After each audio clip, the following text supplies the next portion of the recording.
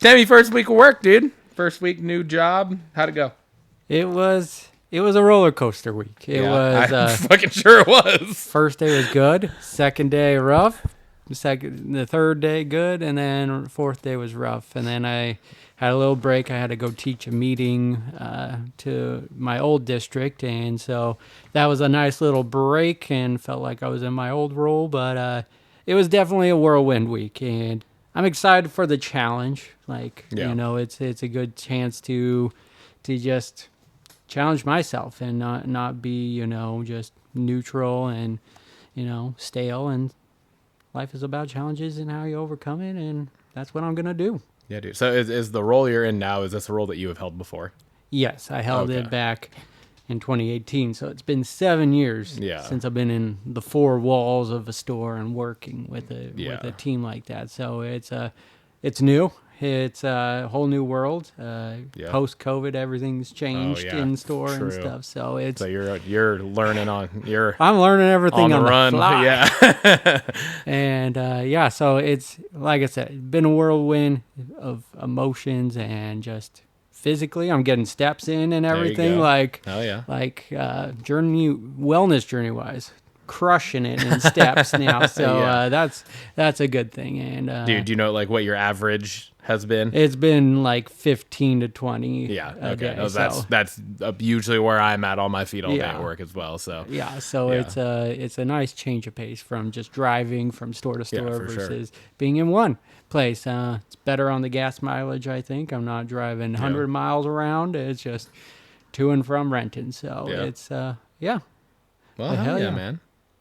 Welcome to the show. Hell yeah. Bourbon. Belts. Blockbusters. You are listening to the Triple B Podcast.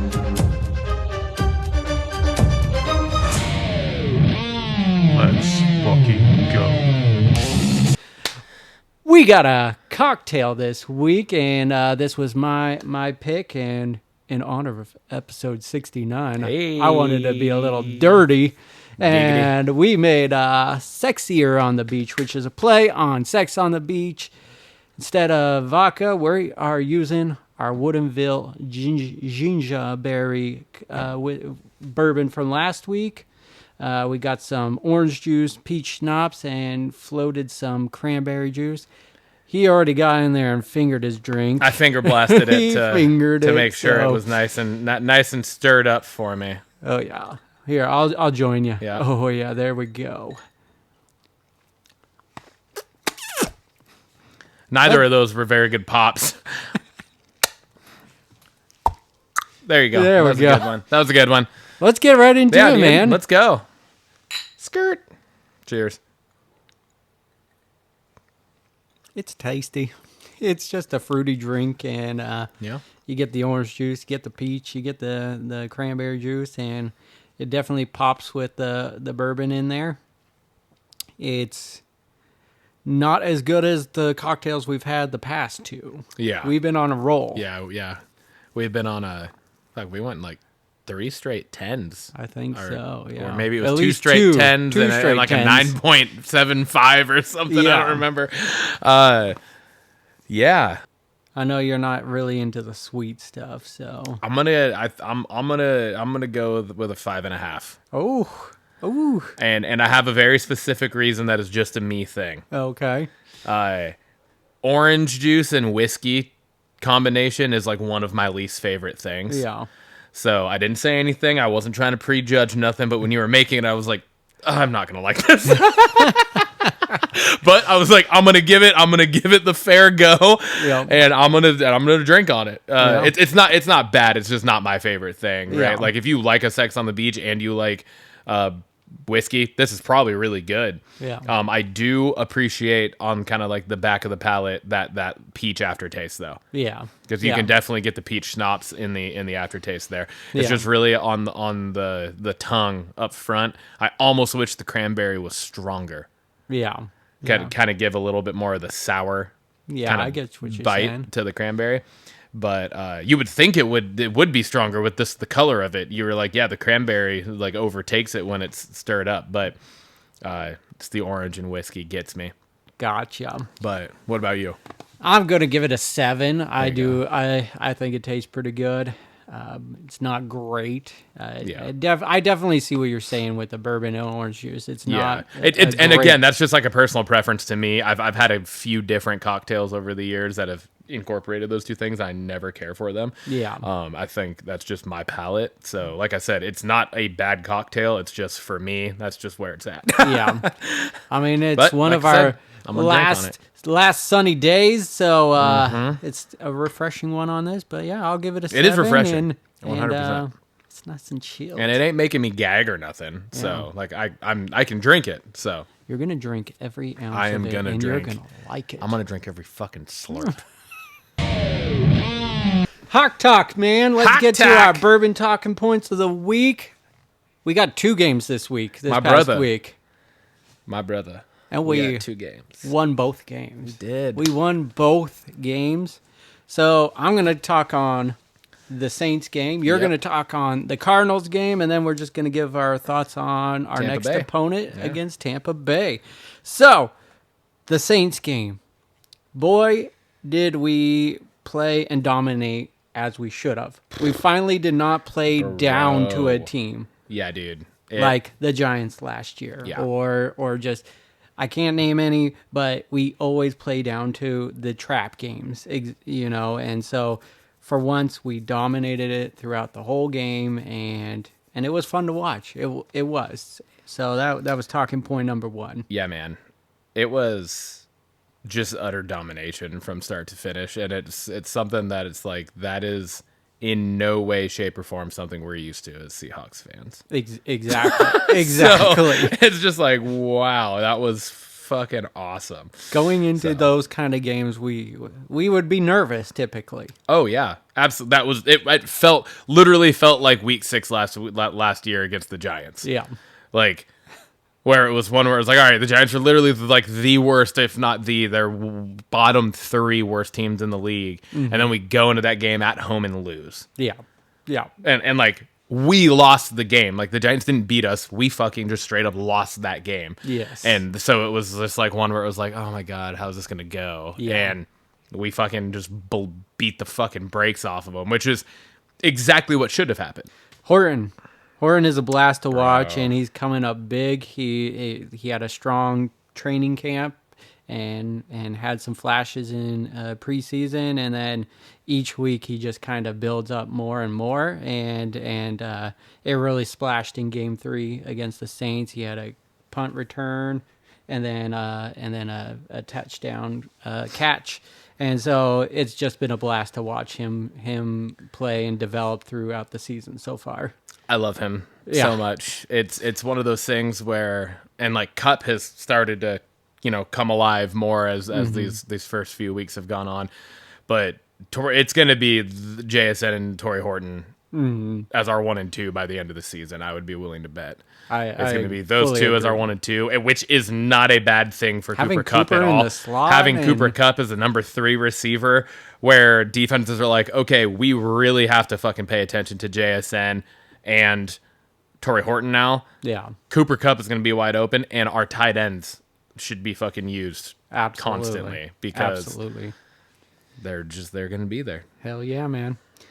And then our D-line is leaps and bounds better from last season, and they are helping our defense out so much by not having to blitz or anything. Like, they are just dominating the front, where it's opening everything up for our defense, and it really shined in that Saints game and even into the Cardinals game as well, which you can talk on more. But it's just been really fun to watch, where just the front 4 are getting it done and pressuring the quarterback. We're in the top 3, I think, for QB pressures right now. So it's insane, and it's been fun to watch.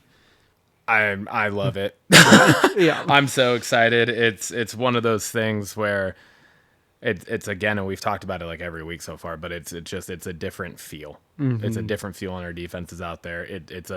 It's not the feel as of years past where it was like, how are we going to fuck this up? It's how are we taking the ball back? You know, like that's the feel that it has. What do you got for Arizona? Defense balled out for 55 minutes. Yep. And then the offense completely let them down. I am not putting anything on, outside of one individual, I'm not putting anything on the defense in how close that game ended up being in the end, because it should have been a blowout. Yeah. And it was for 55 minutes. It was. It was, Like yeah. we were up 20-6 with 6.5 minutes left in the game. Yeah. But our offense continuing to come out in those last few drives and stalling. And then you have the missed kick, which, yeah, should he hit a 53-yard field goal? Probably. Does he usually? Yes. But that happens all the time in the NFL now, where and that's how fucking playing in Glendale has been for us for 10 plus years now. Absolutely. Some stupid fucking shit happens in the kicking game every fucking time we play there. It's crazy. Yeah. But expecting our defense to be able to put up what they had been putting up all game for literally an entire game is crazy. The offense has to be able to help put a game away. 100% agree. And that being said, Reek Woolen is fucking dog shit. Yeah. It's insane to me how we got Spoon back, which Spoon got beat a few times, Yeah. right? He technically is the one that gave up both those 2 touchdowns in the fourth quarter, right?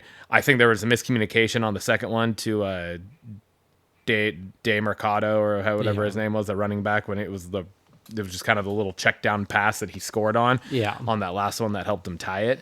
I want to say there was miscommunication in the defense, because he was like getting there late, like it was like a oh shit, that's my dude type of thing. Yeah. The one to Marvin Harrison Jr. earlier, that's fucking tough. He was in great position. I just don't think he played the ball through the hands as well as you would hope. Yeah. But it was also a well put ball, and Marvin Harrison Jr. went up and high pointed it. Like, that's a good throw and catch. Yeah. Against arguably our top DB, right? Yeah. So that one's hard to fight over. The one down the sideline that was on, I think, the final drive that they had, that helped lead them to that touchdown against Spoon, was like, okay, you gotta break that up. You can't let him catch that. You can't let him catch that. Yeah. But he also missed 2 games. the 2 straight games, and so you could tell like there was a little bit of like in wrestling you'd call it ring rust, right? Yeah. There's a little bit of that coming back out, and so that's one thing. But on the other side, Reek Woolen has played every fucking game, and he's getting worse. Yeah. Every game outside of the Steelers game, where he had 1 penalty and then you didn't really hear anything from him, good or bad, the rest of the game, which means I guess he's doing his job. Yeah. Right. But last week, few penalties. Given up. Granted, it was against the Saints, but like the drives that were putting them in scoring positions, quite a few of them had to do with Reek Woolen. Yeah. Just boneheaded fucking penalties. Same Against again. Arizona. Fucking 3. He had like 3 penalties that kept drives alive for them. Yeah. It's just like, what the fuck are we doing, man? I don't understand why. Was it Darian Kendrick? Yeah. Yeah. I didn't even fucking see him really know. against Arizona. I'm sure he got some time, but why is it not fucking Spoon, Job, and him being our 3 main? At this point, Reek Woolen should be our 4th string fucking corner. Yeah. He should be coming in like if somebody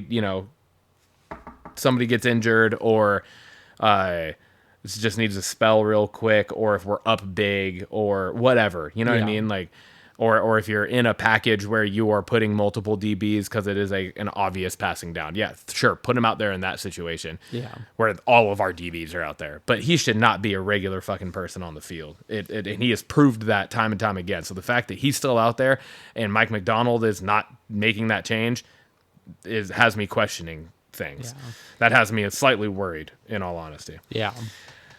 Lastly, Sam Darnold's fucking legit, dude. Dude, it's been a blast watching him. It has. He has complete control of this offense. It's like, and it shows in the coaching because they tie it up, and it's like there's no fucking like nerves. There's nobody's scared. It's just like all right, we're gonna go win this game. Yep. And you can see it in his body language. You can tell, like I said, in the coaching that they trust him because of the plays that they're having him make. Yeah. And like they're like put the ball in his hands. Let's go. And I agree. it's been awesome. Texting my buddy Aaron, and I was just like, how different is it from going from Gino, who plays frantically? Yeah. Like every play, you're just like, oh God, like because he's running around. Sam is just so poised and it's so calm in every drive, and it is just so refreshing. And it was just like, was I nervous? Hell yeah, but it was tied, so it was just like, let's just try. Yeah.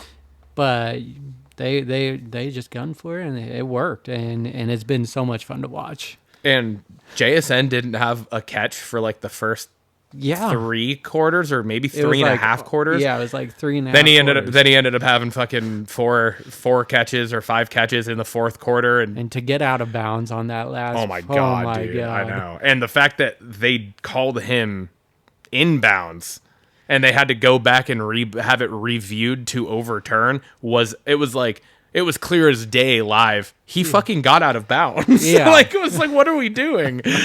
All right. We got Tampa Bay up we do next week. Yes. So we got a long Sunday. stretch. It's like a mini bye week. Which is nice. I'm good with that. It's good. Absolutely. So what do you got for your thought on that? Dude, it's kind of a twofer.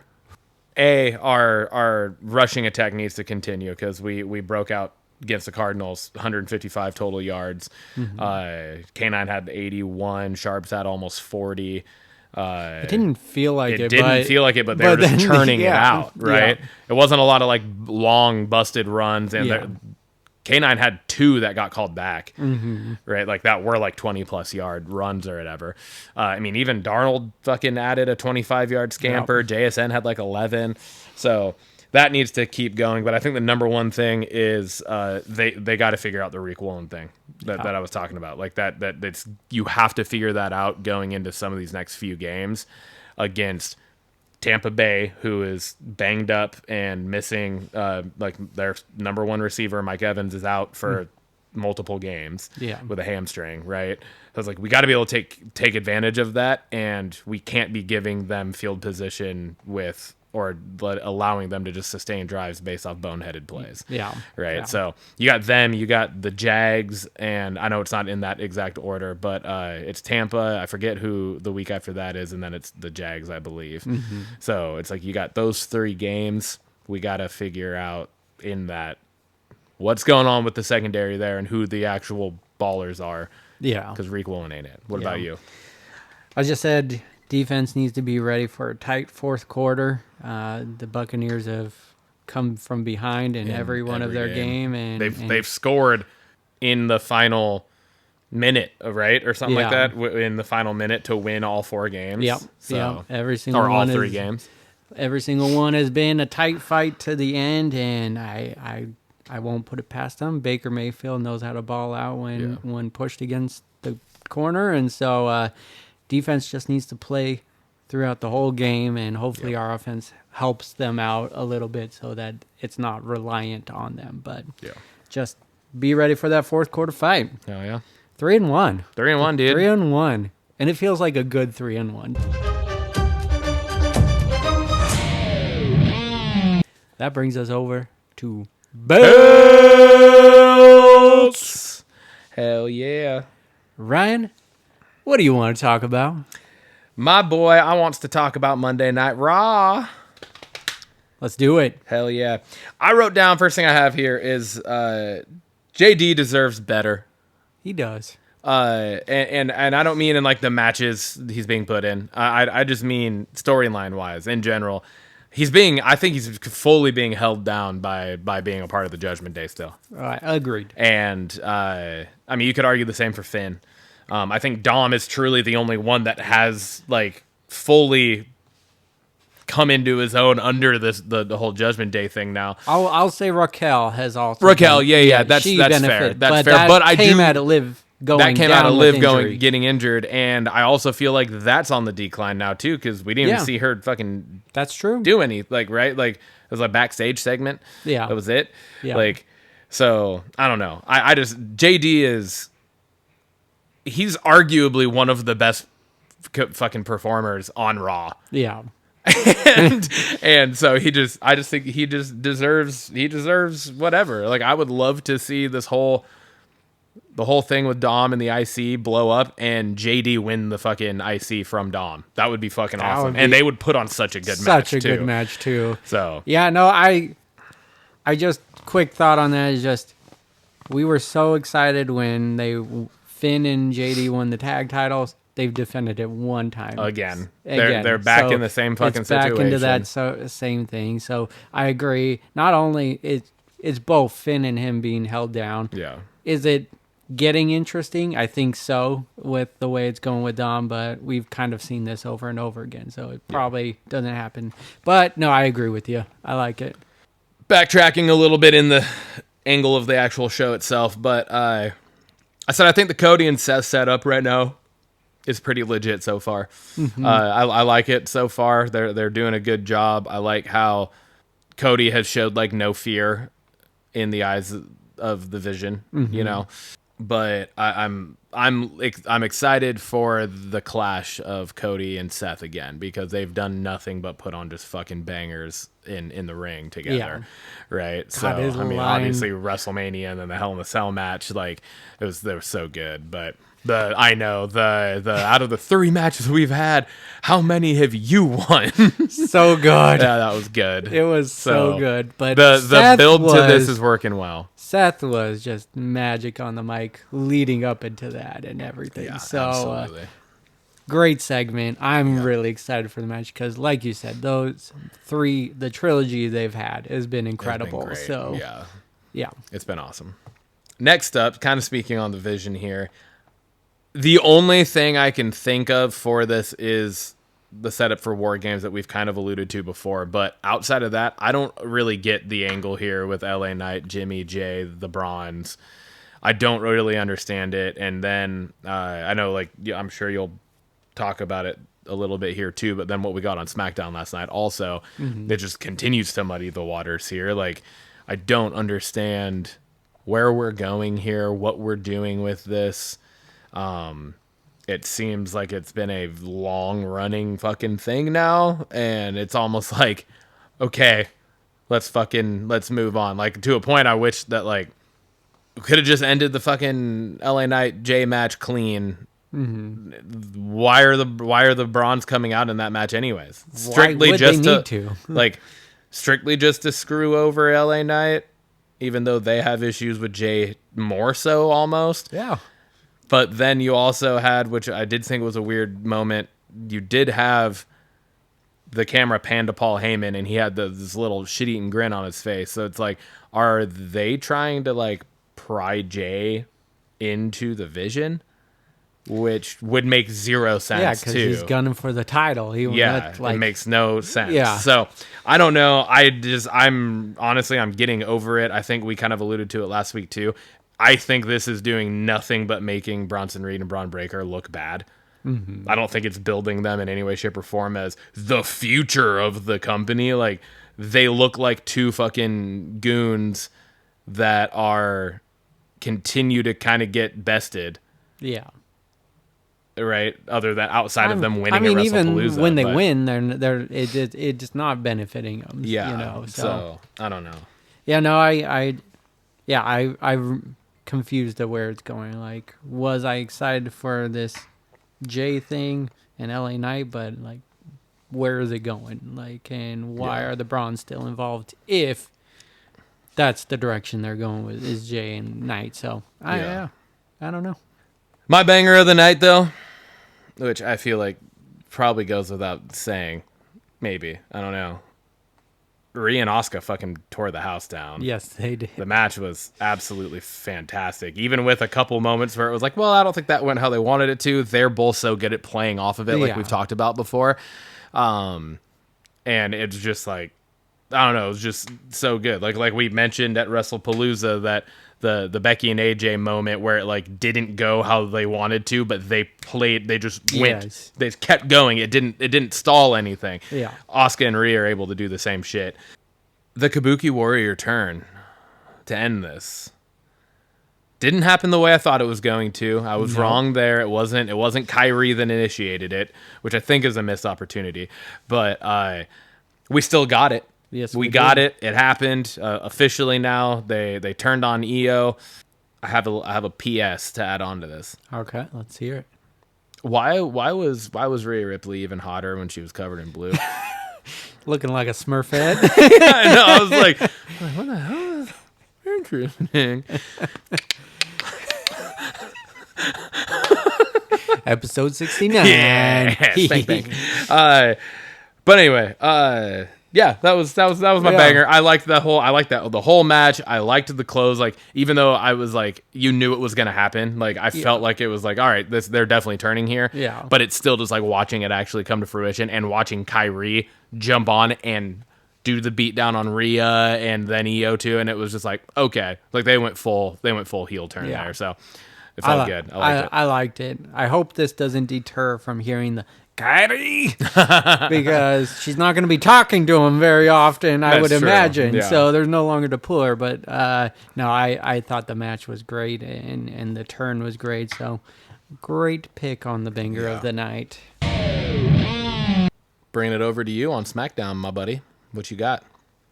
I'm going to start with Nia Jade and Tiffany Stratton. The match was good. Yeah. Up until the very end. Yeah. But the match was good. Was that a ref thing? What happened? I think it was ref and Nia at the, like, both of them. Maybe Jade was supposed to pull the ref because she was out of it because of her huge ass gash. Yeah, that was brutal. Was that from her going into the steps? Yeah. Yeah. I think Nia pushed her too hard, too close. Yeah. Because go fucking figure. It's Nia Jax. Hurting someone. Yeah. Shocker. Yeah. Everything was great up until that part. And I think the ref should have just counted it. I get, like, there was but the match ended right afterwards with the moonsault. Like, might as well have just counted the 3 right there. Should have just counted 3. I think it was awkward, though, too, because I think all of that started with the weird timing. Yeah. I think it was actually Tiffany. Yeah, probably because the wrong spot. No, I think Tiffany was supposed... The drop kick she hit on Jade was after Nia kicked out. I think she was supposed to drop kick her out of the pinfall and then her cover Nia. But it was awkward because you could see Nia kind of looking towards that side of the ring and like could see that Tiffany was not getting in to do that. Yeah. So she kicked out. And then Tiffany hit the drop kick, and then she went for the cover on Nia Jax, which doesn't make sense because she just kicked out of a pinfall. Yeah. You know what I mean? Yeah. So I'm wondering if maybe that was supposed to be the finish. Yeah. You know what I mean? Yeah. Like maybe it was like Jade did whatever to Nia to take her out, and then Tiffany was supposed to drop kick her off and get the pinfall, but it all just kind of got messed up because it's like it's hard to then justify a pinfall happening onto someone that just kicked out of a pinfall attempt without another move. Yeah, I was curious about that because I was like, she just kicked out of Jade's thing pretty quickly, and then did not do anything. But that said, I mean, this was a match we had no interest in seeing. Yeah, but it ended up being good. I think even after Jade got busted open, they did a good job of adjusting quickly. Yeah, in that respect. It was just that final spot, of course, had to put a little damper on it. Yeah, for sure. But it was a solid match. I liked the face-off between Stephanie and Tiffany at the end. Yes. It took away, like you instantly forget. Yeah. And you're like, hell yes, this is going to be such a good match. And that was the only way that match could go. Oh, yeah. Because I wouldn't. Nobody wants to see either of the other two against Stephanie Vacquer at Crown Jewel. No. Like, it's Tiffany versus Stephanie Vacquer. That's the only fucking match people want to see. Yeah. And we've talked about this before on here, too. I think I brought it up at one of the you points did. where I was like, we need to see Tiffany Stratton versus Stephanie Vacquer. That is going to fucking tear the house down. And yes. So now we're getting it. Paul Heyman opens the show. He did the whole, what do you want to talk about? And I thought this was going to be more leading into just talking about Seth versus Cody, but then he quickly goes to Brock. Yeah. And I was a little shocked by it, but he was about to talk on it, but then Cody comes out. Yeah. And I didn't like how Cody basically reiterates what Paul was about to just tell us without questioning it, you know, with the whole Brock Lesnar thing. But I think it's more planting seeds for War Games. It's going to be the Vision, Brock Lesnar, and maybe one other person, right? Yeah. So I think that's what it's planting seeds for that. But but then we get Randy coming out to Cody's rescue. Yeah. And I think that's, again, planting more seeds for what we presume is going to be We've been presuming for a while now. It's Cody going to versus be Randy, Orton and he held the turning title on. again, looked at it, and we've seen that a few times. And Yeah. that's mainly what I was excited about. But then we also got the cold-ass line from Paul Heyman saying, "You're talking to the GOAT," Yeah. which was just... Oh, so good. We Yeah. talk about Paul all the time Yeah, and how because much he we is, love man. him. He But that is- line was just like, who am I talking to? The Oracle, the Advocate. Yeah. And then he's like, you're talking to the GOAT. And I was just like, yes! I also loved how Cody talked to when he was talking to the Bronze about how like he grew up with Vern, he grew up with Eric, and like all of these, and then he was like, the thing about them is you always knew what their angle was. What is he trying to do? You know, Yeah. like, it's like you don't know what he's ever trying to do or who he's loyal to or anything. And Paul Heyman's like maniacal laughter and smile during that was just like, fuck, he's just pushing it even farther now. So So good. He just makes Yeah. any segment so good. absolutely. Next up, the Drew McIntyre segment here.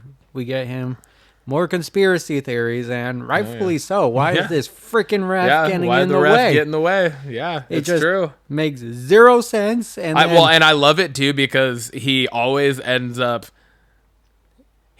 calling the ref out for something that was his fault, but then calling the ref out for something that totally makes sense. Yeah. Because the ref taking 6 seconds to do the thing. He was the reason the ref went out of the ring in the Yep, first place. exactly. And then had to come in and try to get the count. Yeah. But then, well, yeah, why is the ref standing in his way? Yeah, Yeah. 100% no different understandable. than the stairs and Yeah, anything. and exactly. so, love that. But then we get returning Jacob Fatu. Fatu. And We've talked about this before too. sorely missed him on our screen. Yeah. And, dude, he comes out, faces right off with Drew, pulls the mic from him, and just stands toe-to-toe with him. I'm pumped for this feud because Yeah. that's just going to be Yeah. a banger one. You don't need a title with it. Nope. And they're going to go word for word on the mic, and they're going to go toe-to-toe in the ring, and it's going to be so good. I'm so excited. So good. So good, yes. Very excited for that one. I love everything about Jacob Fatu. I love everything about Drew. You couldn't ask for better right now. Yeah, exactly. In my banger of the night, the U.S. Open Challenge is doing what it's supposed to do. And Dude, last night's fucking match, was Javon killer. Evans and Sammy tore the house That down. was so good. It's what it's all about, is building up new up-and-coming faces or just highlighting someone that hasn't been maybe put on the show recently. And this was, sorry to cut you off, but this was the first one in now the 4 weeks that he's been doing this that we didn't know who it was going to be. that's true. And that's how the U.S. Open Challenge should be. It Yeah, shouldn't we're be surprised. It shouldn't be telling us who the match is going to be against in the background. Yeah. Or you know, in the back. It should be Sammy comes out just like Angle did, just like Cena did. Like it should be who wants it. Yeah. And then music hits and it's shock factor to the fans.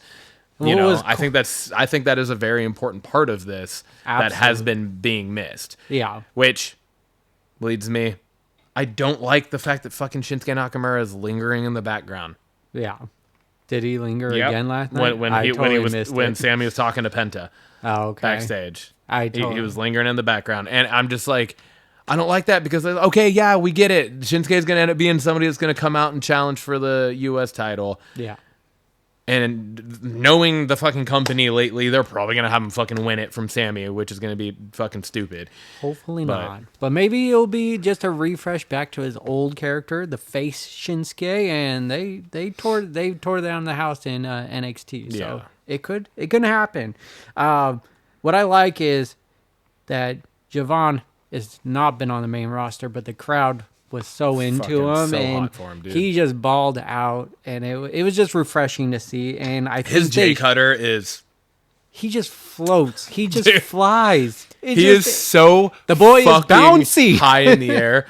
Cody Rhodes needs to take some notes here, because the thing about it is, not only is it just like astonishing of how high he can get, but him going that high makes the move 1,000 times better and easier to successfully hit. Because he just goes up high and he's looking for the person. That lets the person take the move, get kind of glide into position to catch it. Yeah. Where Cody's is more like boom, boom, up, and it's more like a missile. Yeah, like straight at him. It's really difficult for someone to catch that perfectly, you know? Yeah, so. Agreed. And I think hopefully more NXT people accept this challenge as long as it keeps going, because it's a good way to highlight them, get the crowd familiar with them, so that when they eventually do make their main roster debut and stay, they'll have some fan base already knowing who they are. So great segment, loved the match, and it was awesome, man. It was awesome. Really bravo to Javon Evans, because it was so good. Yeah, it was awesome. I loved it. Bringing us over to the belts question of the week this week, I posed it. And again, kind of just another discussion question. I said, how do you feel about the social media announcement of John Cena versus AJ Styles at Crown Jewel? I said there's no build to it at all. We're not even going to see Cena before it. And then there's also really nothing from them either about it until it was announced, right? Yeah. It wasn't like there was like social media call outs. There was just like a fan movement essentially that the company was like, yeah, fuck it, let's do this. Yeah. What do you think of it? I don't know. I don't want to hate it, but it just doesn't fit. Like I wish this whole farewell tour was a little more consistent of what they're trying to do. Like, I get AJ Styles is in a shock value that Brock Lesnar brings, where him coming out of nowhere, but there was absolutely just like no story there other than him just going, where's John Cena? And just taking up TV time for that, where that could have been just he F5s him at SummerSlam. Yeah. I'm going to face him at this PLE, and that's all it needed to be then. Yeah. And then you could have had John Cena a little more, because the fun thing about AJ and Cena's feud was just what they did leading up to their match. Was it had a great story, and now we're not going to get that. So, yes, it's going to be a great match, because these two just have great chemistry in the ring. Do they need a story into it? I guess not. So, like I said, I don't want to hate it. I'm not in love with it either. And I just feel like it's kind of a bad taste immediately following the Lesnar build, if you will, to a fucking squash match. Yeah. With Cena. Like, Cena got completely buried, and now we're not going to see him again until he faces AJ Styles in what you will... I mean, I don't fucking know anymore, but you would assume he's going to win that match. Yeah. But it's like, I don't know. Yeah, I don't really like it. That's the thing. I don't really care for it because of just it. It doesn't feel right. Yeah, I think that, and I think they fucked themselves with with like the set amount of dates. Yeah. It should have just been like, dude, you're here for the year of 2025. Yeah. And like it's like you're filling in wherever the storylines guide you and need you to be, you should be there. Because now that they've done this, it's like, okay, so yeah, no shit, he's not gonna fucking show up at all until Crown Jewel, because he only has like 5 dates left, right? Maybe 4. Yeah, it's 4 or 5. It's on one hand. It's getting down there, yeah. And there's not going to not be a build to whatever that final opponent is. I mean, you got 3 in Saturday night's main event, War Games, Survivor Series. But and is he going to be Crown in Survivor Jewel. Series? Do we know that for sure? I believe one of the dates said he's going to be there. So okay, so that's 3 of whatever's that's 3 left. of whatever's left, and then the December final match. The Saturday night's main event. Oh, is that Yeah, Saturday that's night's the main event is December. the December? Yeah. The So I his think last he's one? going to be there the 2 weeks leading into Survivor Series is what I saw in the roadmap. So I think it is 5.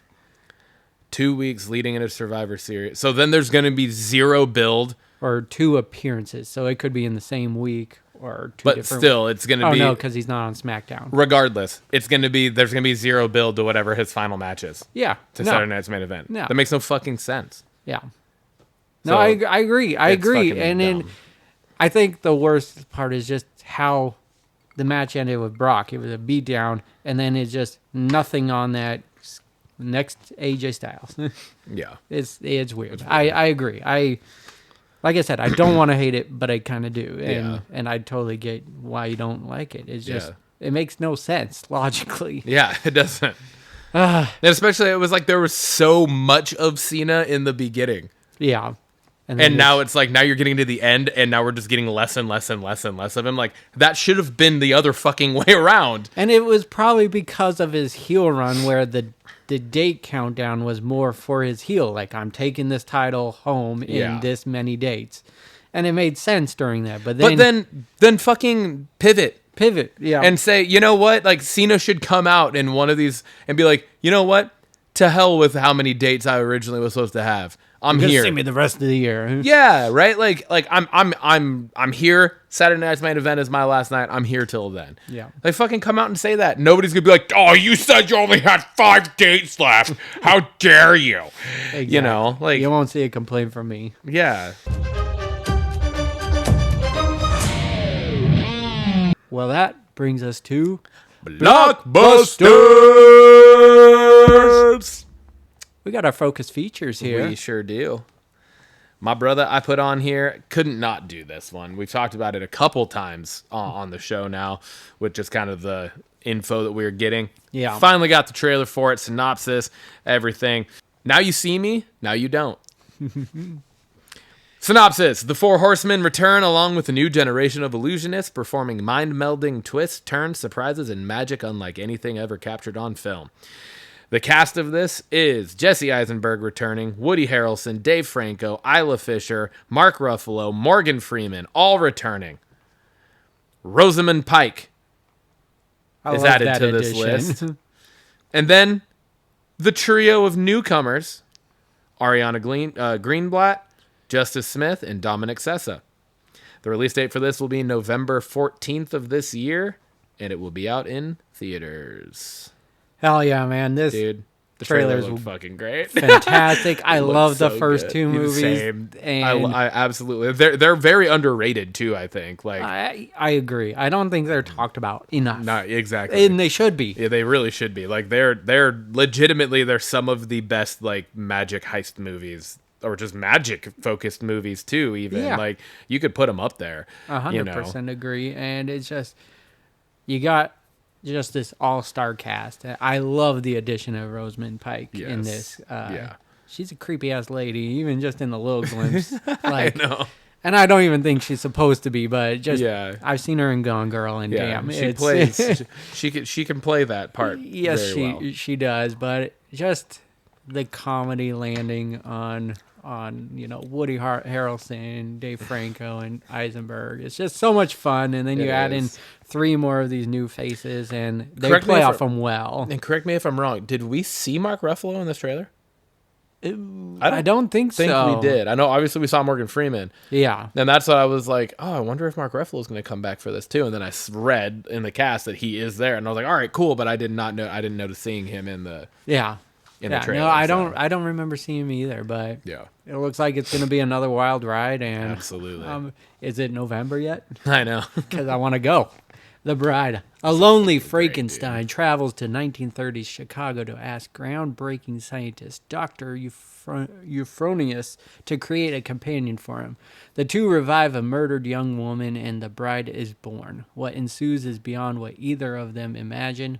Murder, possession, a wild and radical cultural movement, and outlaw lovers in a wild and combustible romance. The cast is Christian Bale, Jesse Buckley, Jake Gyllenhaal, and this is going to be coming out next year in March 6th of 2026. And the platform is in the theaters. Yes. What'd you think of this? Dude, I had this trailer copy and pasted because I was going to add it to what's in the news. And then when I opened it, I was like, fuck yeah, there we go. It looks fucking awesome. It looks really good. It looks very almost like noir.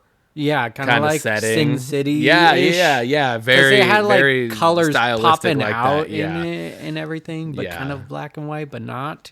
For sure. I don't know. I just think it's a very interesting kind of take on this that we've seen countless times. Yeah. You know, different iterations of this story, and I just think it's a very interesting take on it. It looks pretty unique. So and I mean, fucking Christian Bale and Jake Gyllenhaal in a fucking movie together. Like, I mean, yeah, hell yeah, and it's. I don't really know who Jessie Buckley is, but she plays obviously the bride, Yeah. and she looks phenomenal in this. So, fuck yeah, I'm Hell here for yeah. it. I'm super pumped. I love Christian Bale, and it Yeah. just feels like he crushes any role he's in.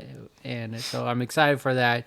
Kind of gives me vibes of like Joker, Folly Ado, kind of Yeah. the play of Harley and Joker. I'm really excited for this. I just love the style of the trailer, and just it built more of an atmosphere than it did a spoiler of what's gonna go on. I just got more questions of how this movie's gonna play out, but I like the tone of it. It looks like it's gonna be a fun one. For sure. What's in the news? What is in the news? Got a handful of things on here again this week. We got an official trailer for The Last Frontier. Yeah, we watched the teaser, Yeah. and it was just a quick Yeah, little... and it was like gripping. You're like, oh fuck! And now we actually got like a legitimate look at what's going on, and we got, of course, Jason Clarke's character actually in this now, who is like the lead guy, which was funny because we talked about that too. I was like, he's like the main character, and he wasn't in the teaser at all, but he's in this, and we're getting kind of the work between him being like the U.S. Marshal up in Alaska, and then also like the FBI or whatever, and kind of the bickering back and forth between them, where it seems to be a normal thing, at least that we see in Hollywood a lot, is just like fighting in inter-force fighting with different law enforcement agencies. So you get that. It feels very, and it was created by the creators of The Blacklist. And because we had kind of talked about that as well, that it kind of felt like it was going to be somewhat Blacklist-ish, where it might focus, and we don't know this, but it just still feels like it might be like where it's kind of a focus on finding each of these individual people. Maybe each episode is like a different focus. It kind of could seem like, while there is obviously the overall manhunt for it, but like there might be really focusing on individual ones. And you started to get a little bit more of glimpses into the individual criminals too. We got to see Johnny Knoxville's character a few times throughout this. that was cool. So yeah, I mean, I don't know. I'm still super just intrigued by this fucking character that they brought onto the plane. That's all shackled up and in a mask and everything. So the trailer looks so intriguing. I'm really excited to see this. Is it a mini series or is it just season 1? Do we know anything? I don't know. I feel like it's just a series though. Yeah, it's just I want, depending on how it plays out, it's just like, how can they keep it going past the season 1, kind of thing. That's true. And so it's not a knock on it. It's just, that's where my brain's already leading. But if it's just like a little mini series, I could definitely see how it plays out right away. But it's called Last Frontier, so you assume it's just going to take place in Alaska, and we're chasing after one guy, main guy, while others. And I like how you said it could be just one episode is focused on another, while the overarch is this. But no, I'm still pumped for it. It's on Apple Plus, and they haven't steered us wrong. Yeah, seriously, they've been doing nothing but good stuff over there. So next up, I almost changed my actual your talking focus point. feature? Yeah, my focus feature to put this on there, because I was like, fuck, this looks wild. And I meant to look it up and I never did, but is the old lady in this, is it the same lady from Weapons? Oh, Aunt Gladys. It reminds me so It much. looks of her. very much like her, so I was like, that might be, and totally fitting. Almost same character. We got a trailer for a movie called Vicious. It's got Dakota Fanning in it, and this older lady who I just said I didn't look up who it was, but it looked like Aunt Gladys from Weapons. Yeah, it did. And fuck, dude, it starts. You get Dakota Fanning answering her door, and I will be totally honest with you. After the Watchers, yeah, I was a little like, oh, another Dakota Fanning horror movie vehicle. I don't think she was bad in. Okay. She wasn't the bad part of that movie, but yeah, and I get what you're saying. Yeah, and then I watched the trailer and I was like, fuck. So she opens her door to this old lady. It's cold, kind of like a wintry night maybe. And she's like, oh, do you need help? Here, why don't you come on in? And then you'd never do that. Never invite some random person that shows up on your doorstep into your house. No matter how much help you think they might need, fuck them. Don't do it. It's just a bad idea. Call the police. Be like, hey, I think this person might need some help. I'm going to leave them on the front porch for now.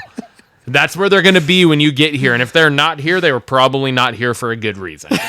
Right? End movie. Yeah. Right there. Movie's over. You lived. You're fine. You're safe.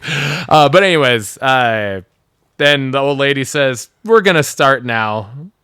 And it's like, what? And then she takes out a fucking hourglass and flips it over. And then she just tells Dakota Fanning, you're going to die tonight unless you do these 3 things or whatever the fuck it was. And then you just get fucking chaos ensuing throughout the rest of the trailer. It looks creepy as all fuck, and I'm here for it. It looks legit, man. I was like, 'cause I saw the thumbnail for this throughout the week, and then finally watched the trailer yesterday, and I was just like, is it just gonna be another Watchers? And then I just watched the trailer, and I was like, no, it's not. Yeah. This looks so good, legit, and looks creepy. I got good hopes for this one. It looks like it's going to be a fun one. It's on Paramount Plus, and so I like it. I love it. Next up, we have the Wicked for Good trailer. It just... Once again, man. I'm ready. Me I'm ready too. for it. It looks fantastic. I fought everything to watch the first one. It wasn't in what I wanted to, but then we did it for Blockbusters. I would not have watched that probably if we didn't do it on the show. Yeah. Honestly, and it's nothing against it. It's just yeah, it wasn't one that necessarily caught my attention. We've had even with all of the buzz around it. I just was kind of one where I was like, all right. And then we watched it and I was like, okay, that was pretty fucking good. Yeah. It was long, but it was pretty fucking good. This trailer just picks up right where that left off, and I'm excited for it, dude. Yeah. I just like I said, it wasn't something I thought I would enjoy. Yep. I did. I'm ready for part 2. Yes. It looks like it's gonna be awesome. Yeah, it looked great. Lastly, on my part here, we have Lazarus trailer here. I thought this looked new show coming out. Cool premise. I know. Essentially, this dude finds out that his dad committed suicide. And then, that's what it was made to look like, at least. And then he starts going on the kind of this wild goose chase, it seems like, of trying to figure out what actually happened to his dad because the things just don't make sense. There was apparently a note written that was didn't really make sense that much as a actual suicide note. And then he starts seeing some things, one might say. Ghosts? Starts seeing some ghost-like situations here. And yeah, it just, again, chaos just kind of ensues, and his life starts to kind of spiral out of control, it seems like, because he's trying to figure out what the fuck happened, but everything he's saying and all the leads he's following make him look like he's fucking going mentally insane. And he's the one, potentially the person killer, being the killer, and or if not his own dad, some of these other people that have mysteriously also died or vanished. And so I don't know. It just I watched this and I was like, fuck, that's kind of crazy looking. So I wanted to put it on here. Yeah, as the trailer was playing out, like, oh, that's a cool concept, and then it just kept playing on. I was like, oh, this is going into full chaos. He's looking like the bad guy in this all, and it looks like it's gonna be fun. Kind of like a Stir of Echoes, but into a TV show kind of thing, and so I like it. Yeah, I thought I was pretty excited about it. So hell yeah, and that's gonna be on Amazon Prime. Yep, Prime Video. Yep, that's a Prime Video one. So I got next Martin Scorsese project, and it's gonna be with Leo DiCaprio and Jennifer Lawrence, and they previously teamed up in the movie Don't Look Up, and but this one is like a ghost story kind of movie, and it's called What Happens at Night. I mean, Martin Scorsese is a legend, and I love everything that has Leo DiCaprio in it. And Jennifer Lawrence. Exactly. And so it's just exciting to see what projects he has up next. I'm just pretty pumped for the idea of this one. So same. Anything that has to do with those three individually, but then especially you put them all together, fuck yeah, I'm here for it. Yes, so exactly. I'm stoked. Lastly, I got The Astronaut. This will look like a fun trailer. We got Kate Mara, we got Lawrence Fishburne in this trailer, and it's this one's like a sci-fi thriller, and it's not your typical like space movie. This is a return from space and how your life is impacted afterwards. And well, to say the least. I mean, Jesus. I don't know where this movie is going, if it's going to be just like an alien movie or if it's all mind games or if there's a company at play in this, just because with some of the things you were saying. So yeah, I don't know. I mean, the very end of it definitely makes you think there's something there. Yeah. Jurassic Park scene right there. I don't know if you heard me while I was watching it. I literally just was like, it was right after they were like, oh, it was debris or something. She was like, what was it that broke my helmet? Yeah. And I was like, oh, she's infected. Yeah. Like something's inside her. Yeah. Is what I was thinking. Didn't necessarily get any more of that per se, like at least in like a parasite of some form for the rest of the trailer. But definitely there's something connected with whatever is happening and inside her head. Yeah. For sure. So I don't know what the fuck's going on, but it's definitely more than just hallucinating. Yeah, no kidding, right? Because you got the dad carrying the daughter and all like the flock of birds or whatever the fuck the flock was of whatever it was coming at him and stuff. So that looks fucking... It looks wild. Like you're going to be suction cup to your seat. Yeah. And edge of your not seat. Going to be... There's no suction cup. Yeah, exactly. It's going to be your butthole. So I love how they kind of just you're putting me out in the middle where nowhere. It sounds like a horror movie. Yeah. That's and that's like a horror movie. Kind of what it is. So that looks awesome. I'm fucking stoked for that. That brings us to our special segment of the week. It was a long month. We got 5 weeks into this one, and so it is the end of September, which means it's our binge cap, where you just recap me on what you've been watching, and if you got any high recommendations for our listeners out there. So, what we've been watching wasn't as big of a binge cap as my previous months were, but and there wasn't necessarily anything. I haven't finished anything this month, outside of 2 movies that I've watched over and over and over and over and over and over and over and over and over and over and over again. That being Frozen 1 and Frozen 2 has been on practically repeat in our house recently. Lindsay hates it. I only get a little bit of it from time to time because I'm at work all day. So I don't hate it necessarily. I love both those movies. I think they're 2 of Disney's best things that they've ever done. Those movies are fantastic. But neither here nor there. Yeah. Still making my way through Alien Earth. Okay. I don't remember how many episodes I'm in now. 5 maybe. Yeah. I think... This last Tuesday is the only one that I think that's the only episode we're behind on. Only Murders in the Building. Okay. I'm like 3 episodes into The Paper.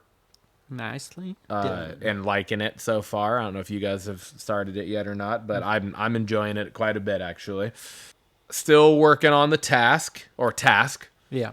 Sorry, I think there's only there's a 3 third- episodes. three is out now. Yeah, right? 4th comes out tomorrow. 4th comes out tomorrow. Yeah, I think I'm only through 2 right now, so a little behind on that as well. Been a busy month for me. And then just kind of outside of our normal realm of things we talk about on here, but we've had the Food Network on quite a bit. Okay. So a little diners, diners, drive-ins, and dives. Oh, yeah, Guy yeah. Fieri, some Chopped, some Beat Bobby Flay. Okay. Some of those shows, we like those, so we've had those on from time to time as well. And part of the reason I've been not having very much binge stuff happening is I've been watching Mariners baseball, motherfucker. Yeah. It's been, pretty much every day there's been a Mariners game outside of like a single day off here and there for the last like 3 fucking weeks. Yeah. And it has been nothing but absolute beauty to watch. Even in a loss to the Dodgers last night, kind of a loss that is like whatever, because it's like We locked up the West. We locked up the West. We locked up a first round bye. Regardless, we locked up home field advantage through the ALDS. So it's whether we get the 1 or the 2, Yeah. whatever. Like would being the number 1 seed in the AL be fucking dope? Yes, but the Yankees and the Blue Jays are kind of just they're. Pretty much whoever wins that division's probably going to be the number 1. So I've been watching a lot of Mariners baseball, which has been taking up all of my other watching time. Yeah. So Agreed. what about you, man? Well, don't sell yourself short, because we watched these 3 movies. We watched Guns Up, Death of a Unicorn, and The Watchers. That is true. That is true. We did Very watch valid. those, so 3 movies. That takes up a lot of time right there. So we did those for our special segments. Yep. Other movies that I watched on top of that, I watched The Guest. Highly recommend that one. It was different. I couldn't tell you any like names that were big names that were in it. Yes, But it's like one where is it newer? no, it's fairly old. Okay. Not like old, but it's like a family mourning. Their son's died in the military, and then this guy comes from the guy's battalion and stays with them, and just weird shit keeps happening, and it's this guy. I feel like I've seen that. It's a pretty wild ride, and Yeah. it wasn't like great, but it was also unexpectedly kind of decent. So okay, cool. So that was good. Haley started a documentary, and I just joined in. It captured me right away. It's called Unknown Number: The High School Catfish. It's on Netflix. Okay. You've seen a lot of memes, I'm sure, on I've it. seen it like on Netflix. I haven't watched it yet though. Wild ride. Holy shit. It's Highly good? recommend it. Okay. That's the kind of thing that I could get Lindsay in on too. So Just so many questions after watching it and everything, but what a crazy documentary. Yep. So highly recommend that. I also we're going into spooky season, so right. I watched Halloween 2018. okay. Fun little rewatch there. That was a fun one. Great movie. Watched Wednesday season 1 and season 2. So rewatch season 1 and watch season 2. I should have added that onto my list. I'm still working my way through Wednesday as well. Okay. Season 2, because I watched season 1 already. So Perfect. I'm also 2 episodes into Task, so I just need to watch last week's. Then I'll be caught up. Well, not really, because two episodes after today. yeah. Only Murders we've been rewatching that. So watch seasons 1 through 3, and we're halfway through season 4 right now. Oh, okay. So we you guys are haven't rewatching started, it before starting the new one. So we haven't started season 5, but fully enjoying the first few seasons again. Great show. And then also, just to wrap it up, a couple episodes of Alien Earth. I'm a little behind on that one. So yeah. not that because it's bad. It's just They've got a lot of shit we're watching. a lot of wrestling to watch. I watch AEW, baseball, pay-per-views, football now. Like we're back in the swing of fall. So yes. Yeah. So it is a busy time, but yeah, absolutely. still quite a bit of. That was probably one of my better binge caps Yeah, for you had a lot on there. for a few months. So Yeah, dude. busy September. And to wrap up the show, I posed the Blockbusters question of the week as well, and this one honestly was one that I was like super excited for. I had this idea, and I was like, "Oh, I think you're gonna fucking love this." I feel like this is something that you could totally get down on this idea, and I don't know. I just think it's one of the more fun kind of things that really kind of lets us dive into something that we've had as a question. So, I said, flip the script. Take a comedy movie that we know and love and turn it into a horror movie. Mm-hmm. Explain how it would work in relation to the original. All right. Yeah, I do think this is a fun question. And did you happen to watch like a trailer of like The Office or something? Like, because I've seen where it kind of flips the script on in that way. So the movie I would change, Mrs. Doubtfire. Oh fuck! I like your reaction already. Oh.